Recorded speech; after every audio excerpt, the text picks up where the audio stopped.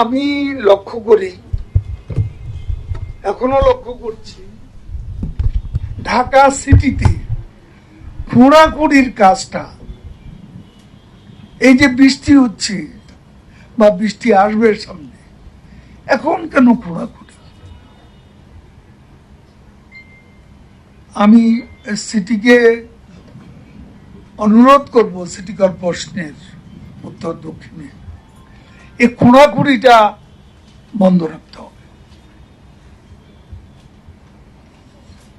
ঈদের সময় স্ট্রিক্টলি এটা রেস্ট্রিক্ট করতে হবে,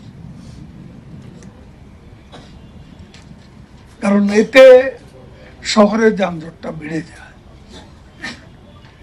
আর ঢাকা সিটির প্রবেশ পথগুলো বাইরের দিকে, এগুলো একটু যানজট প্রবণ, এগুলো দিকে, এই যে প্রবেশ পথগুলোর দিকে খেয়াল রাখতে হবে সিরিয়াসলি।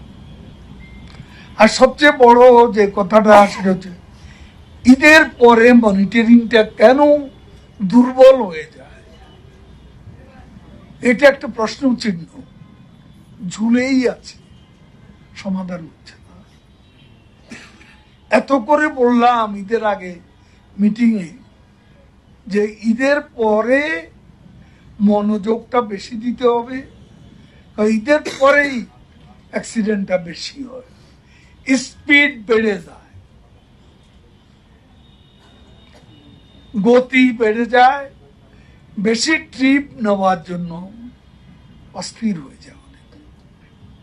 এই অস্থিরতাটা দুর্ঘটনা, অনভিপ্রেত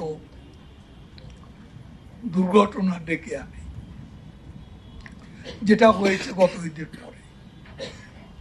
এবার আবারও এ ব্যাপারে আমি সংশ্লিষ্ট সকলকে স্মরণ করিয়ে দিতে চাই যে এ দুর্ঘটনার পুনরাবৃত্তি রোধ করা আমাদের দায়িত্ব। মিটিং করে কোনো লাভ নেই, মিটিং থেকে রেজাল্ট তো পেতে হবে। রেজাল্ট না পেলে এইসব মিটিং করে কি লাভ? আনুষ্ঠানিকতা, মিটিং এর নামে আনুষ্ঠানিকতা তো কোনো প্রয়োজন। আর অনেকেই বলছেন যে গাড়ি একটু রং চং দিয়ে, রং চংটা সমাধান না, রং চংটা দেওয়া দরকার, একথা আমি বারবার বলেছি, কিন্তু প্রথম প্রয়োজন ফিটনেস। লক্ষ চক্কর মার্কা গাড়ি রং দিয়ে কি, গাড়িটা হলো লক্ষ চক্কর, আপনি ওটাকে রং দিয়ে কি করবেন? আমি তো চাই প্রথমে ফিটনেস। রং চং তো এটা চোখে জীর্ণ শীর্ণ চেহারার কতগুলো গাড়ি, কি কি নাম, মালাঞ্চ, কি তরঙ্গ প্লাস, প্রতিদিনই দেখি, তাকানো যায় না, এত বিশ্রী, তাকানো যায় না এসব গাড়ির দিকে। বাংলাদেশ এত এগিয়ে গেল, আর আমাদের বাস মালিকরা